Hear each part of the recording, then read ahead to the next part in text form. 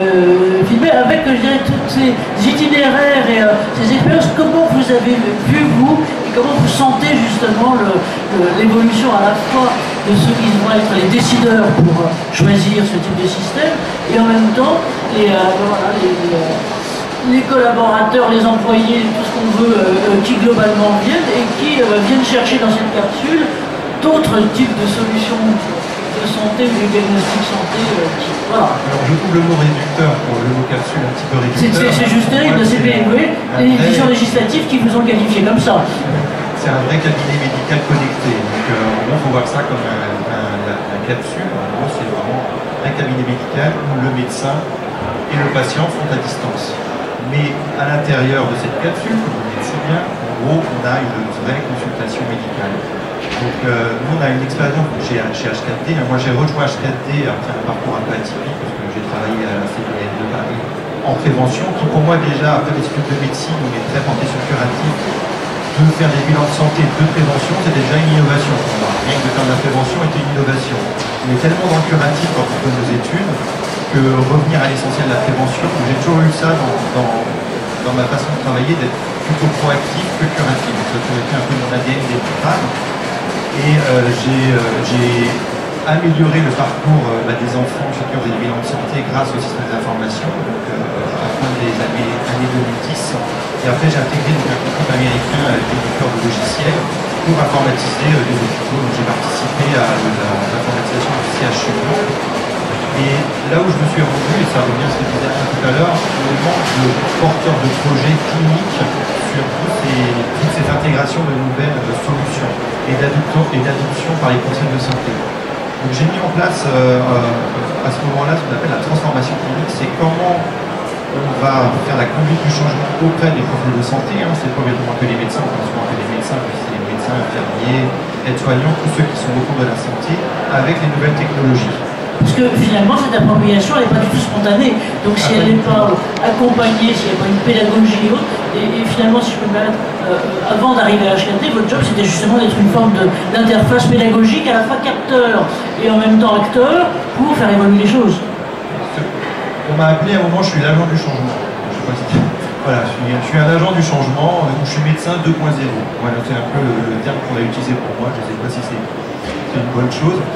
Et donc j'ai eu aussi l'opportunité de partir 3 ans aux États-Unis. Là je suis rentré il y a quelques mois. Donc, aux États-Unis, la dématérialisation elle est complète. C'est-à-dire que moi j'ai dû aller, j'ai aussi vécu en tant que salarié ce que c'est la santé au travail, et je l'ai vécu aussi aux États-Unis. Donc ça m'a permis de voir qu'on peut faire énormément de choses dématérialisées. On peut trouver un conjoint via une application, on peut trouver un emploi via une application, on peut acheter une voiture sans l'essayer, on peut trouver un job sans avoir vu les personnes. Et pourquoi la santé, pourquoi les médecins, ils ne pourraient pas faire ça également? Je pense qu'on est assez réfractaire en médecine de vouloir changer nos habitudes. Et voilà, j'ai rejoint HKT parce que ce qui m'a vraiment plu dans ce projet, c'est qu'on a vraiment un vrai cabinet médical connecté. Donc là, vous pouvez voir les photos. C'est-à-dire que vous rentrez, vous vous installez et vous avez un médecin à distance. Et c'est moi, le médecin à distance, qui fait la consultation. Donc, on ne perd pas le colloque singulier. Et c'est le retour d'expérience qu'on a. On a plus de 3000 téléconsultations. Je ne vais pas dire de vraies téléconsultations, mais de téléconsultations avec un retour d'expérience, et les patients, qui sont aussi bien les employés, pas les collaborateurs, aujourd'hui, à 97%, ils sont très satisfaits parce que c'est le paradoxe de la télémédecine.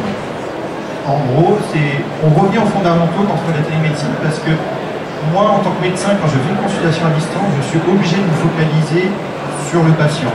Je suis obligé, je ne peux pas bouger ma tête, parce que des fois, en consultation, le patient est là, je regarde l'ordinateur, je regarde mon téléphone, il y a la secrétaire qui m'appelle, je lui prends la tension, parce qu'il faut aller vite, il y a très d'attente.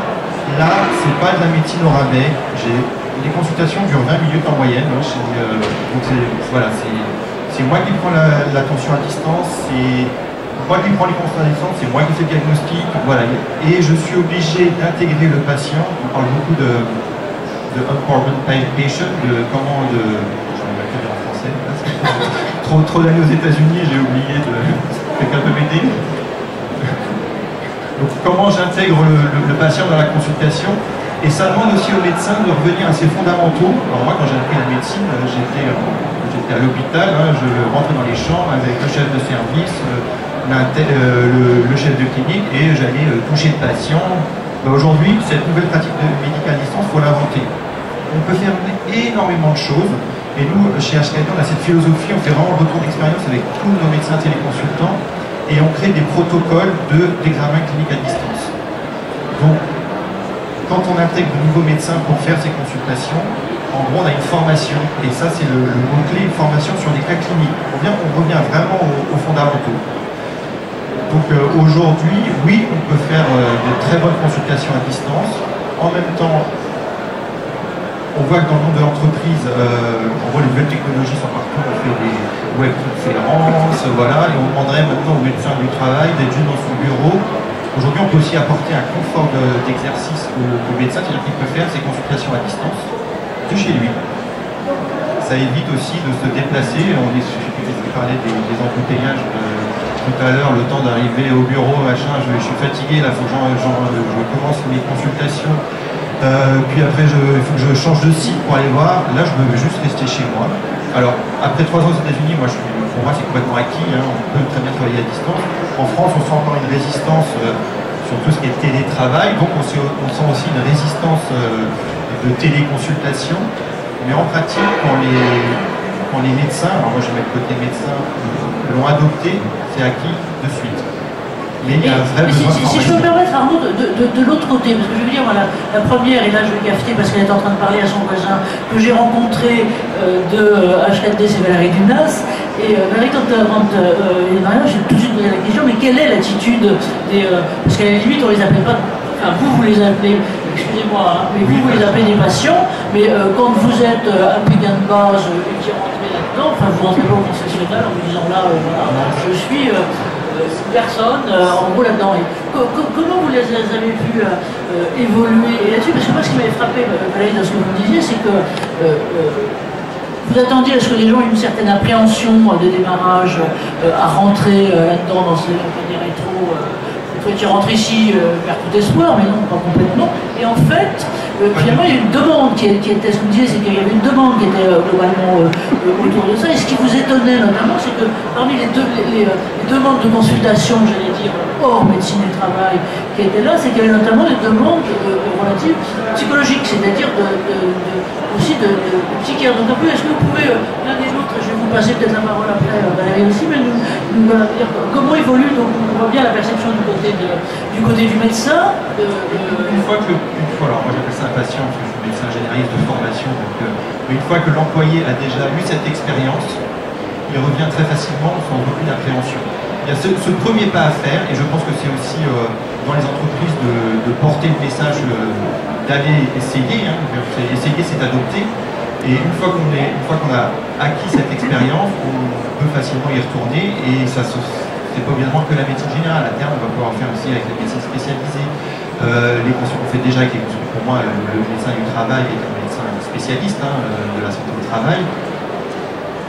Donc, non, on peut aussi voir une psychologue, une diététicienne. Et comme on a des mesures aussi, par exemple, pour une nutritionniste, on peut avoir l'IMC calculé automatiquement. En gros, on apporte des informations. Et moi, ce qui est très important, et ce que j'entends pas beaucoup, c'est le retour d'information, alors pour le patient, mais aussi pour l'employé. Tout ce qui est collecté dans une consultation, pourquoi aujourd'hui ça ne revient pas à l'employé ou au patient? Alors il y a le DMP qui fait ça, mais ce n'est pas encore ce qui permet aussi de faire la prévention, de faire le suivi. Voilà. Aujourd'hui, le retour patient, le retour employé n'est pas encore prégnant en France. C'est très gentiment dit, hein. C'est un bel euphémisme parce que c'est vrai que quand on est de l'autre côté, je sais pas cette fois-ci, quand on est juste allongé parce que opéré, machin, tout le reste, dans un hosto, il faut vraiment se battre. Alors là, même si la loi Kouchner était arrivée par là, je vais vous dire que de temps en temps, moi j'ai fait venir des huissiers et on me dit ah non, c'est pas ça, il faut venir quelqu'un de Digas. Et donc, comme je suis très teigneuse, j'ai pas changé, j'ai fait venir ça, mais c'était la seule façon, à la limite, ou par des médecins, d'obtenir des questions. Donc, là, je crois qu'effectivement, le comportement du consommateur est en train d'évoluer, et que merci de soulever la question, parce qu'on a vraiment, globalement, besoin J'ai besoin de ça. Valérie, j'aimerais que vous me... voilà, vous voulez ajouter quelque chose, madame? Alors attendez, je vous apporte le micro, que personne ne sorte. Personne ne sort. I have a question for Dr. Arno. You spent 3 years in the United States. Were you studying medicine of travail? No, Parce que c'est pas avancé aux États-Unis comme en Europe. Là. Donc qu'est-ce qui explique ça? Moi j'ai été aux États-Unis en tant que I can speak English, but I guess the audience is French, so I'm gonna speak French. Sorry. I can speak French. Yeah, that's right. Moi j'étais aux États-Unis en tant que médecin d'un éditeur de logiciels et je m'occupais de la transformation clinique. En gros, j'étais en lien avec les grands groupes hospitaliers américains qui mettaient des dossiers patients, en gros les grands groupes hospitaliers américains, par exemple, j'avais Trinity Health ou Ascension Health, c'est 170 hôpitaux sur différents États avec des chiffres d'affaires de 35 milliards de dollars. Et en gros, ils essayent de standardiser, à l'américaine, on aime bien standardiser aux États-Unis, avec la mise en place de dossiers patients partagés.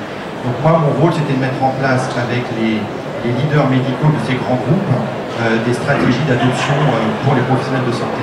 Donc j'ai pas pratiqué aux États-Unis, mais j'ai rencontré énormément de médecins, la façon de travailler, la dématérialisation du travail. Voilà, c'est toutes ces expériences-là que j'ai acquises. Là, je suis revenu en France avec HKD, parce que vraiment c'est un produit au final qui est assez simple, hein, qui revient vraiment aux fondamentaux, mais qui va vraiment changer. Là, on parle de UX, User Experience. Moi, je pense qu'il faut parler d'expérience santé. En gros, aujourd'hui, il faut apporter une expérience santé globale, mais pas alors dans l'entreprise, que c'est la thématique ici, mais également aussi dans le quotidien des gens. Mais absolument. C'est la prévention, c'est l'expérience santé.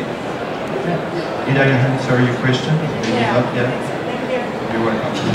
Merci, merci pour tout ça. Moi, j'aimerais un petit peu vos réactions à tous, Delphine et Frédéric, là-dessus. Alors, est-ce que vous sentez, vous, des évolutions?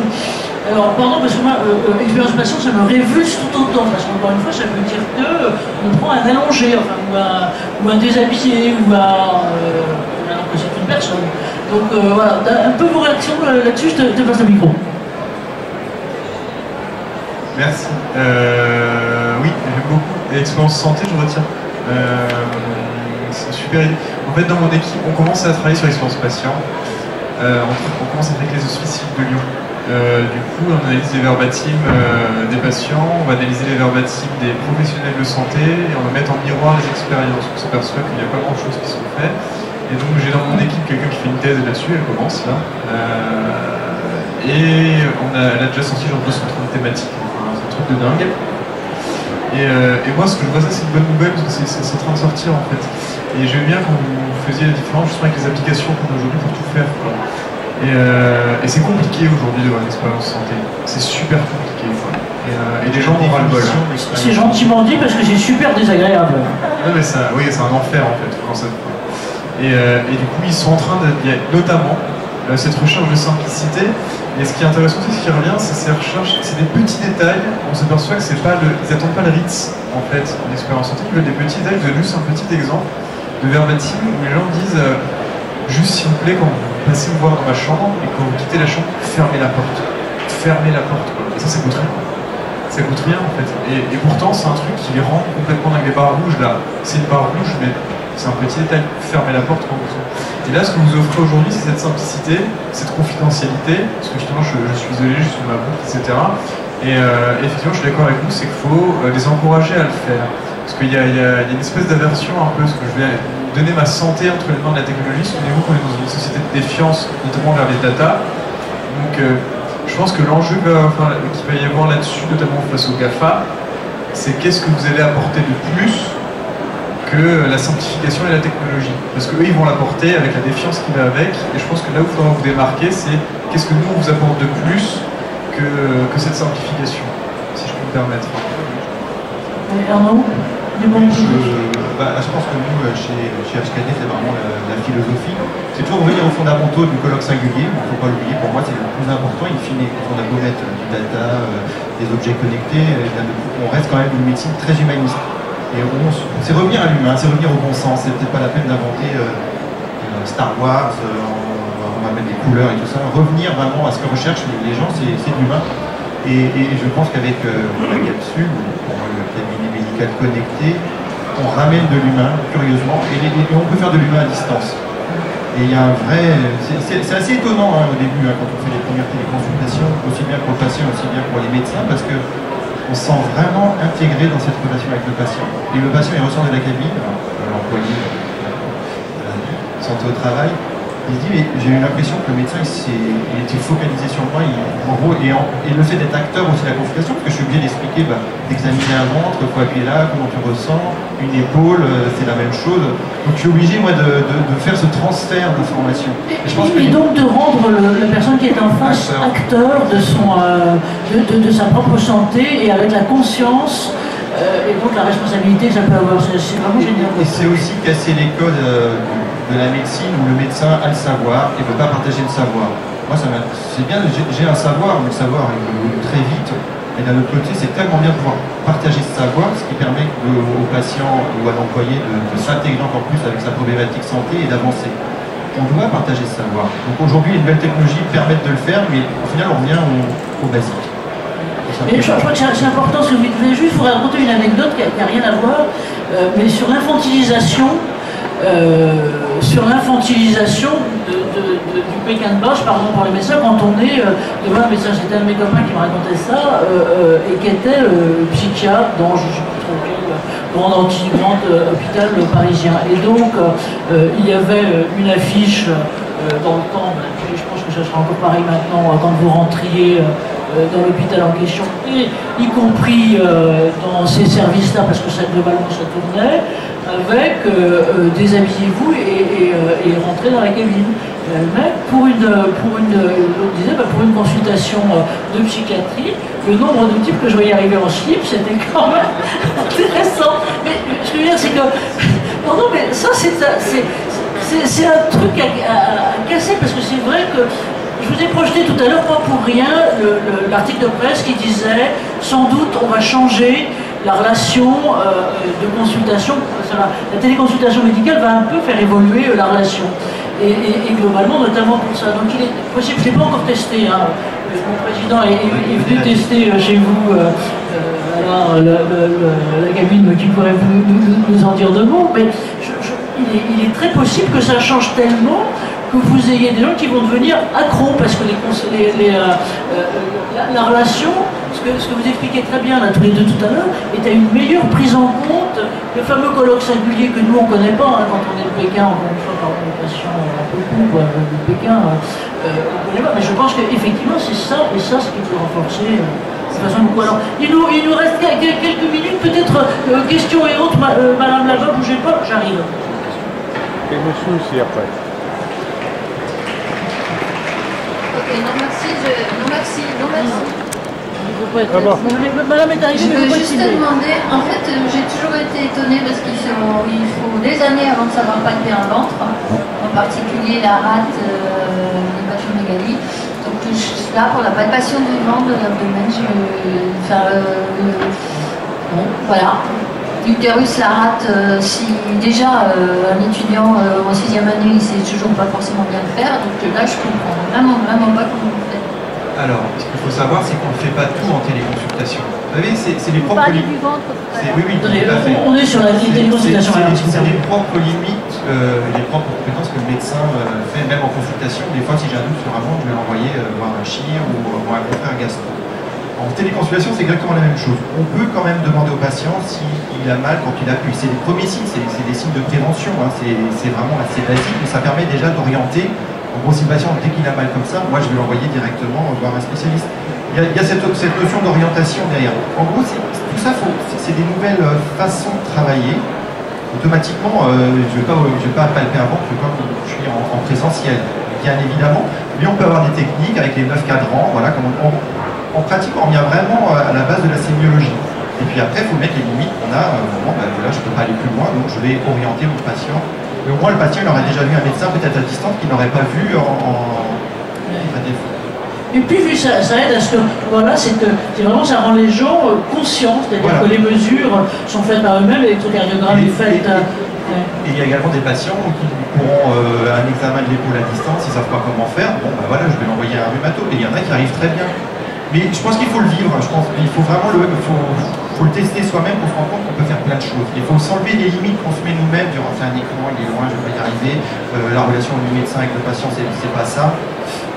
C'est des choses qui changent, mais il y a voilà, on est en changement, en transition. Merci Arnaud, on va prendre 2-3 questions, merci. Merci pour la présentation, tu disais déjà.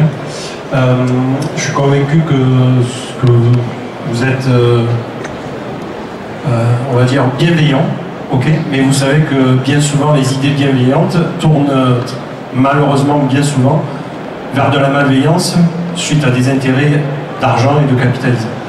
Est-ce que vous n'avez pas peur demain, avec l'arrivée des IA, l'intelligence artificielle, qui est fortement financée par les GAFA, justement, mais demain, juste par un QCM, ben vous sciez la branche sur laquelle vous êtes assis, et demain, les GAFA vont se servir de nos données pour demain peut-être nous accorder des crédits, ou pas, nous financer, nous dire ce qu'il faut qu'on mange, ce qu'il faut qu'on boive. Moi, c'est mon inquiétude. Je suis convaincu qu'il y a de la bienveillance derrière ça, mais vous savez bien qu'au départ, quand on a inventé la poudre, ça a fini vers la bombe atomique. Donc voilà ma question. On comprend bien, je dirais que si je peux mettre juste avant que vous répondiez, on voit bien la question, mais je dirais qu'il y a tellement d'autres voies par lesquelles Google et les autres vous tracent et vous tracent complètement que moi j'aurais tendance à dire de l'extérieur, c'est justement bien que les acteurs, alors on verra après effectivement ce que ça peut donner, mais que les acteurs qui peuvent avoir un pouvoir économique et un pouvoir aussi de traçabilité et autres soient là pour ne pas être dans le général total. Pardon, vous et puis alors 30-40 secondes pour qu'on puisse laisser à chacun 10 secondes de conclusion. L'intelligence artificielle existe depuis bien longtemps, c'est pas une nouveauté. Là, il y a 5 ans, on parlait du big data, voilà, aujourd'hui c'est l'intelligence artificielle, c'est un peu les termes marketing. Voilà, ça c'est la première question, la première réponse. Pour ce qui est du risque de se faire avaliser par les GAFA, oui, il existe. Moi, à mon niveau, je ne peux pas, mais j'ai toujours dans ma carrière estimé que nous, médecins, nous avons une responsabilité aussi à intégrer les industriels. Et c'est pour ça aussi aujourd'hui que j'ai intégré H4D pour apporter les valeurs déontologiques, éthiques dans le développement des nouvelles technologies. Il y a beaucoup de nouvelles technologies qui sont développées pour la santé sans les professionnels de santé. Donc moi, c'est là où je vois un risque. Après, moi, à mon niveau, je n'ai pas d'autre moyen que... Voilà, j'estime que les médecins, on doit commencer à prendre... On doit avoir des doubles compétences. Moi, j'ai une double compétence. J'ai tout de suite senti à la fin de mes études que j'étais tellement clinicien qu'il fallait que j'ai une compétence autre. Donc, je me suis formé. Et avoir une double compétence, j'ai pu intégrer le monde industriel et aussi apporter... moi, j'apporte une valeur éthique. Quand je ne suis pas d'accord avec quelque chose qui va contre le patient, contre mes valeurs éthiques, déontologiques, je le dis. Après, vous savez, les GAFA, Et de ce côté-là, heureusement, il y a aussi des associations de patients. Il y en a certaines qui sont très très pertinentes et très utiles. France Assos Santé qui réunit finalement tous ce type de trucs. Et vous en avez, alors pardon, parce que moi j'ai dû faire appel à eux sur d'autres choses, une notamment qui s'appelle Le Lien, et qui est sur les victimes d'accidents nosocomiaux et autres. Juste par parenthèse, excusez-moi de dire des choses qui fâchent, mais je ne sais pas si vous savez combien il y a de morts annuellement par erreur médicale, nosocomiale et autres. Ça a été reconnu aux États-Unis il y a peu de temps comme étant la 3e mort derrière le cardiovasculaire et derrière le cancer. En France, on estime, alors on ne sait pas, parce que c'est entre 40 et 80 000. Voilà, juste une autre information. Un mot de conclusion à chacun, parce qu'on est en train de dépasser d'1 minute nos temps. Alain. Oui, alors un mot, on réinvente la sémiologie avec la téléconsultation. Jusqu'où on ira, j'en sais rien, on les réinvente, l'examen à distance, etc. Donc il va falloir observer comment ça évolue. Et la deuxième chose, c'est que tout ce qui est données de santé, il faut absolument qu'on soit les gardiens du temps et qu'on garde la maîtrise sur les données de santé. Alors il y a des verrous juridiques qui se mettent en place, il faut qu'on soit vigilant par rapport à ce point. Donc il faut qu'on s'engage, en tout cas nous les médecins, dans mais idem les patients. pour le coup, les patients qu'on est tous à demander cette vigilance. Je remontrerai les projets que j'ai sur ce côté. Frédéric. Oui, très vite aussi. Moi, je vois des bonnes nouvelles en fait, parce que finalement, quand on écoute un peu toutes les expériences, c'est parce qu'on écoute de plus en plus l'utilisateur final. Et ça, c'est une bonne nouvelle, il faut qu'on continue à aller là-dessus et qu'on arrête de faire les choses en chambre avec les post-it. Donc ça, c'est une bonne chose. Et l'autre bonne chose, justement, c'est ce que vous disiez, c'est l'intégration de l'intégrité des pratiques, de l'éthique et du sens de tout ce qu'on fait. Donc on voit que finalement, et j'ai envie de dire que c'est peut-être là-dessus que la France pourrait mettre sa patte, c'est comment intégrer de l'éthique et de l'humain dans la data, quoi. Et on devrait être leader là-dessus, ce serait bien qu'on garde le leadership là-dessus, parce que ce qui fera la différence face aux géants américains, c'est l'humain en fait. Si on ne se bat pas, il ne se passera rien. Moi, ce que je perçois, c'est qu'au niveau de l'entreprise, le salarié devient acteur de sa vie, de son travail, de sa santé, et qu'on participe beaucoup plus. On l'écoute plus, on lui donne plus la parole, et pour moi, c'est bien. On va vraiment dans une voie nouvelle, et on a notre partie à jouer. Avec des rapports de force de tous les côtés. Moi, ce que je vous propose, c'est merci d'applaudir nos intervenants. Merci, un grand merci à vous, merci à vous qui étiez là. Et puis voilà, notre slogan et notre totem à nous, c'est le petit renard, je dirais le petit renard de Saint-Exupéry, pour apprivoiser les choses et apprivoiser les New Delphet et les autres. Donc soyons tous dans ce sens-là. Merci à vous tous. Et tout à l'heure, peut-être pour ceux qui vont continuer. Merci. C'est le contenu intellectuel qui compte. Alors, est-ce que vous voulez que je l'enlève ou... Ah non, moi, ma question, vous la gardez, les réponses. Non, mais c'est que, comme je suis arrivée, j'ai été retenue ailleurs, donc pour voir ce que j'ai pas. Mais non, mais pour écouter, je fais comment? Alors, vous allez aller sur le cercle entreprise et santé. Il y a la carte, là. Parce que je voulais venir, et puis avec tous les en route, là, j'ai été appelée en route plusieurs fois, du coup. Voilà, vous l'aurez à partir de lundi, je pense. Donc ça, c'est votre carte à vous, ça? Ça, c'est ma carte. Ah, c'est parisien, en fait? Oui. Okay. Alors, vous avez cercleentreprisesanté.com. D'accord. Et ça regroupe combien d'entreprises, ça? Ah ben, c'est mon associé qui s'en occupe, que moi. C'est lequel? Madame Devèvre qui a présenté. Ah, la dame... Anne-Marie. Ok, d'accord. Et elle est éthique. Attends, je retire. Madame a une question. Pardon. Non, mais je me demandais parce que je connais pas cette on est combien d'entreprises. Ouais. Attendez, on est totalement musculaire. Je sais pas, et vous, madame, vous êtes? Moi, je suis en tant que professionnelle de santé, je connais les limites de l'examen clinique, je connais les malades, ce qui répond, ce qui cache, ce qui ment, et les compétences du médecin aussi. Et le secret, chacun ses limitations, ses obscurations, obscurantisme, et ce que je veux dire. Comme toujours, mais regardez ce que je les GAFA, fais. Oui, mais les GAFA, les États-Unis, c'est le truc. J'ai fait une partie de ma formation aux États-Unis. C'est un truc, t'as pas d'assurance, t'as pas de logement, t'as pas de sport, t'as pas de. Ah oui, tout c'est à pas fait. comme chez nous. Tout à fait. Nous, c'est différent. Et donc, c'est pour ça que le modèle français.